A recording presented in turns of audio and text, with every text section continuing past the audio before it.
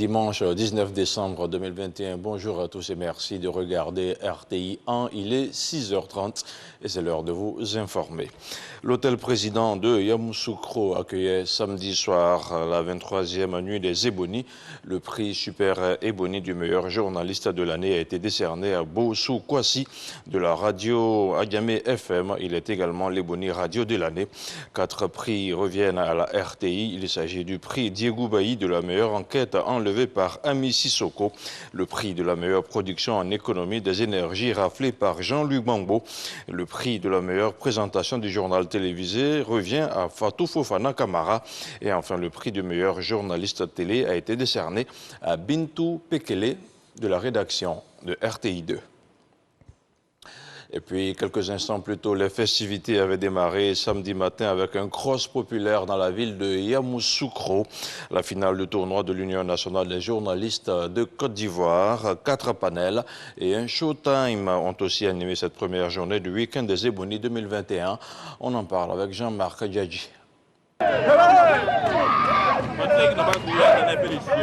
Cross populaire et séance de gymnastique au village Ébony de Yamoussoukro pour l'Union nationale des journalistes de Côte d'Ivoire. Pour la circonstance, des centaines de journalistes de la presse écrite, numérique et audiovisuelle ont troqué leurs plumes au profit des crampons. Ces professionnels de médias célèbrent à travers le sport l'excellence et l'éthique. Le sport, pour eux, présente des avantages pour l'exercice de leur métier. Mais l'initiative est bonne d'avoir instauré ce cross parce que ça nous permet à nous tous, n'est-ce pas, de transpirer et d'avoir la santé. Cette journée sportive est organisée en prélude de la 23e nuit des Ébonies 2021 sous le thème « Journalisme et fake news, défi ou défiance ». La mauvaise information entraîne beaucoup de situations graves dans le monde.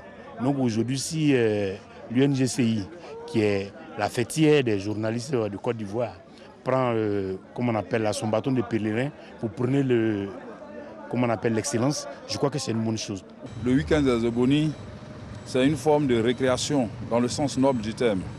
C'est-à-dire, après avoir créé, il faut se recréer. Il faut se recréer, certes, au niveau de l'esprit, mais il faut se recréer aussi au niveau du corps. Et la meilleure manière de se recréer au niveau du corps, c'est le sport. Ce week-end festif est l'occasion pour l'UNJCI d'organiser la finale du tournoi de football de la confraternité. L'Union des blogueurs de Côte d'Ivoire et l'Association de la presse étrangère se sont opposés dans le fair-play pour cette étape du week-end des Ébonies 2021. La Côte d'Ivoire se met à l'accent turc à Istanbul. Notre pays participe au sommet du partenariat Turquie-Afrique qui se tient sous la houlette du président Erdogan. Conduite par la ministre des Affaires étrangères Kandia Camara, la délégation ivoirienne multiplie les rencontres. Le reportage de notre envoyé spécial à Istanbul, Michel Digré. Les 4 ministres ivoiriens à Istanbul intensifient l'offensive diplomatique au second jour du sommet Turquie-Afrique. La ministre Maria Toukone a porté la voix de la Côte d'Ivoire au cours de la réunion ministérielle sur l'éducation, après quoi elle a eu une séance de travail avec son homologue turc. Nous avons parlé de la question de la sécurisation des examens, nous avons parlé de la qualité de la formation et le renforcement des capacités des enseignants. Nous avons parlé également de la qualité de la formation de nos élèves.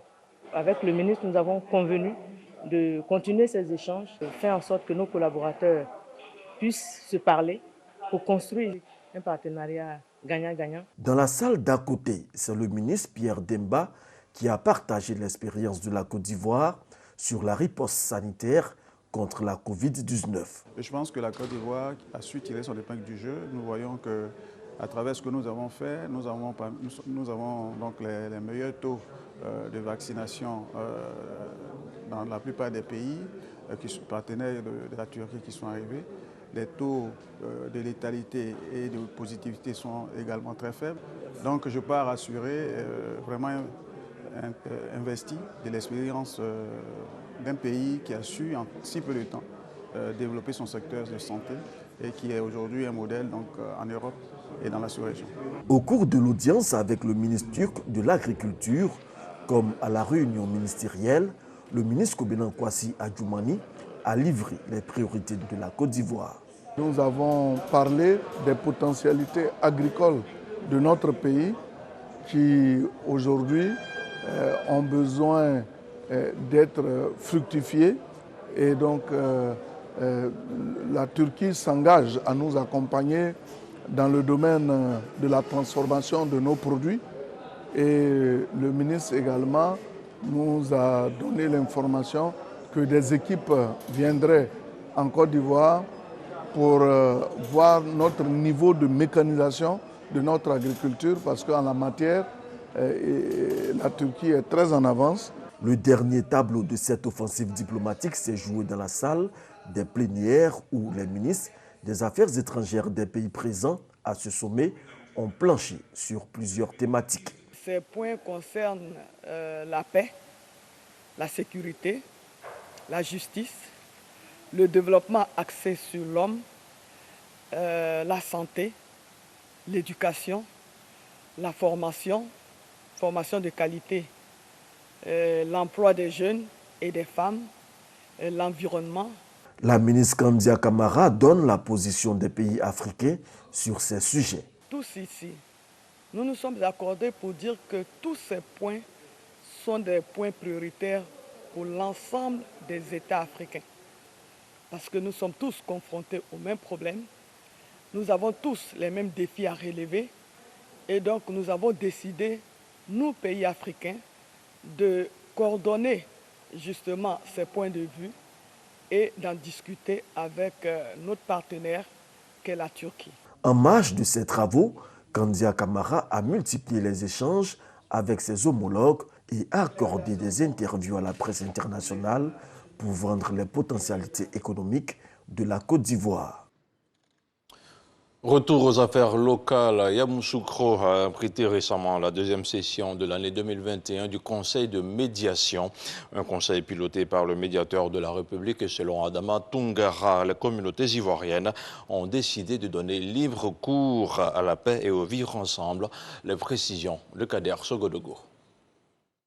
Le médiateur de la République, Adama Toungara, avec autour de lui l'ensemble de ses délégués en région, achève cette deuxième session de l'année 2021 du Conseil de médiation.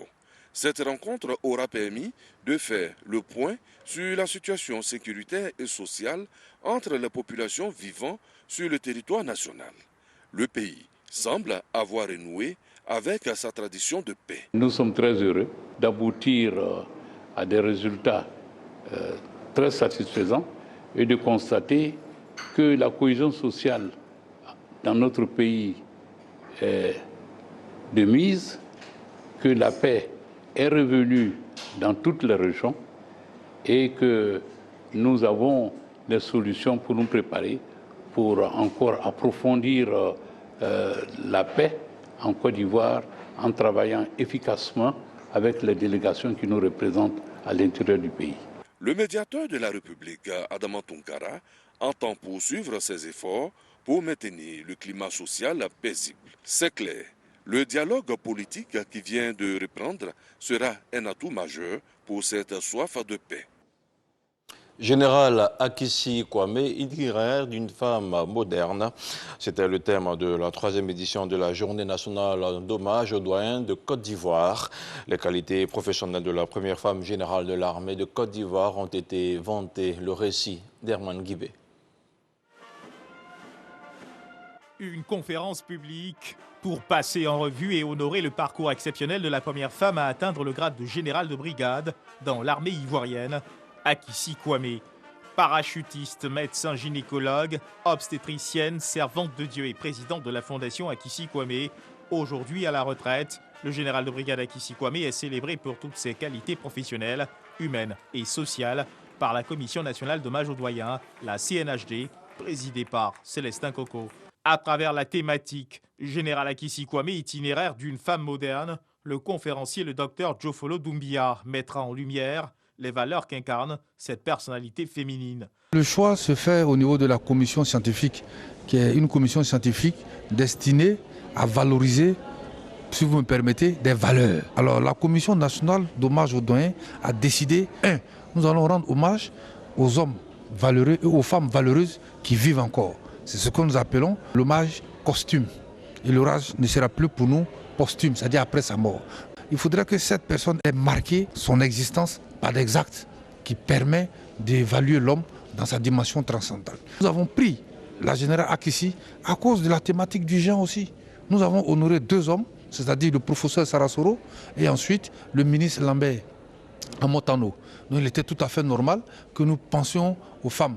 Et nous avons trouvé une grande femme qui répond à tous les critères de personne, de personnalité et de personnage.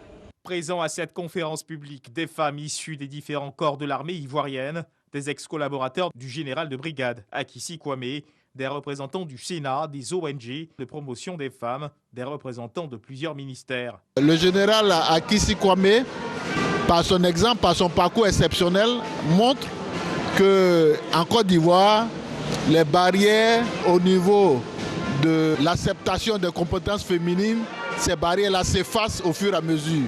Et voir une femme se hisser au sommet de l'armée, au grade de général, elle est une icône et c'est un exemple qui est à transmettre à la jeune génération. Le général est une femme complète, tant au plan des valeurs morales qu'au plan des valeurs intellectuelles. Et nous voulons, au ministère de la Femme, de la Famille et de l'Enfant, travailler sur ces valeurs pour qu'il y ait plus de compétences avérées et plus d'entraide, afin que nous puissions véritablement arriver à cette égalité de genre que nous souhaitons. Âgée de 66 ans aujourd'hui, la native d'Assakra, dans la sous-préfecture de Kwebo, département de Toumoti, demeure assurément un modèle inspirant pour les jeunes générations. L'aérodrome de la ville de Boundiali sera bientôt réhabilité. Les derniers occupants du site ont été sommés de le libérer avant la fin de l'année 2021. Le maire de la localité était sur le terrain pour informer la population. C'est une correspondance d'Ami Sissoko. L'aérodrome de Boundiali bientôt opérationnel. La ministre maire Maria Toukone sur le site pour exhorter les derniers occupants à le libérer afin que les travaux de réhabilitation puissent démarrer. Ces derniers disent avoir saisi le message mais manquent de moyens pour se reloger. Je suis installé ici, ça fait plus d'une vingtaine d'années avec ma famille. Nous avons reçu une mise en demeure. Alors, nous voulons bien partir, mais la pauvreté aidant, on ne sait pas où aller. Et nous voudrions que les autorités compétentes puissent nous aider. Nous avons été informés depuis 3 mois maintenant qu'on doit quitter l'aéroport. Aussi, c'est un problème. Nous, on a envie de partir. On est pour le développement. En tout cas, nous sommes en train de faire des pieds et des mains pour partir dans le meilleur délai. L'aérodrome de Boundiali a cessé de fonctionner depuis 1999. La nature ayant horreur du vide, ce site a été illégalement occupé par plusieurs familles. Aujourd'hui, avec le développement de la ville de Boundiali, cette infrastructure aéroportuaire est un atout majeur et les autorités comptent bien en profiter. Que les populations comprennent que nous voulons le bonheur de Boundiali. C'est pour leur bonheur que nous souhaitons qu'elles partent, afin que les travaux puissent effectivement démarrer. Actuellement, c'est une piste, mais c'est avec cette piste-là que les avions atterrissaient ici. Ça veut dire que la piste est encore très bonne. Si les avions descendent à Boundiali, c'est tout un avantage pour les populations de Boundiali elles-mêmes, mais surtout celles de Kouto, celles de Tengrela. Ça va raccourcir, l'aéroport raccourcir les distances. Avec le départ de plusieurs familles, les premières démolitions ont déjà démarré. Les travaux de réhabilitation de la piste de l'aérodrome de Boundiali, longue de 2,80 km, débuteront au premier trimestre 2022. On parle maintenant de cohésion sociale avec le ministre-gouverneur Gaoussou Touré qui poursuit ses rencontres. À Korogo, il a rencontré les ressortissants du district du Denguélé. Avec eux, il a partagé un message de paix, d'union et de solidarité pour un meilleur développement du district. C'est le compte-rendu de Sam Conan. Le ministre-gouverneur du district autonome du Denguélé, Gaoussou Touré, à la rencontre de ses administrés vivant à Korogo. L'objectif est de leur expliquer les principales missions de son mandat et inviter chacun à s'en approprier. Au cours de cette réunion, plusieurs sujets débattus, principalement la question de la cohésion sociale entre toutes les populations vivant dans le district du Denguélé, qui regroupe le Kabadougou et le Folon. L'objectif que nous avons, c'est de tout mettre en œuvre pour que nous puissions transformer les immenses potentialités que nous avons chez nous pour que, au rendez-vous 2025-2030, que le district La Tête Haute soit classé parmi les districts les plus riches de la Côte d'Ivoire. La rencontre s'est déroulée au domicile du chef de la communauté Odjeneka au quartier Petit Paris. Une initiative fortement appréciée par l'ensemble des cadres venus prendre part à cette rencontre. On salue donc cette volonté du ministre-gouverneur du district du Denguélé de chaque fois, partout le besoin se présente, de réunir tous les frères, toute la diaspora du Denguélé pour leur porter le bon message et les exhorter au travail, de s'intégrer parfaitement dans les populations qui les accueillent. Ce n'est pas une séance de prière et de bénédiction pour le président de la République et pour la consolidation de la paix en Côte d'Ivoire qu'a pris fin l'entrevue entre le ministre-gouverneur et les populations. Dans l'actualité internationale, ce dimanche 19 décembre, plus de 22 000 personnes ont été évacuées en Malaisie en raison des pires inondations connues par le pays depuis 7 ans. Selon des chiffres du gouvernement, des pluies diluviennes tombent depuis vendredi sur ce pays d'Asie du Sud-Est, un pays habitué aux tempêtes de mousson en fin d'année. Elles ont provoqué les crues des rivières inondant des zones urbaines et empêchant la circulation sur des axes routiers majeur. Et puis on termine avec du sport, du football. L'Algérie a remporté hier samedi la Coupe arabe. C'était face à la Tunisie. Fennec et Aigle du Carthage ne sont pas parvenus à se départager durant le temps réglementaire. C'est dans les prolongations que les champions d'Afrique 2019 ont inscrit 2 buts et remportent pour la première fois la Coupe arabe de son histoire. L'Algérie succède ainsi au Maroc, vainqueur de l'édition précédente en 2012 qui s'était déroulée en Arabie Saoudite. Ce 6h30 est terminé. Merci de l'avoir suivi. Restez sur RTI 1. À 13h, retrouvez Hamza Diaby. Quant à moi, je serai chez vous à 23h.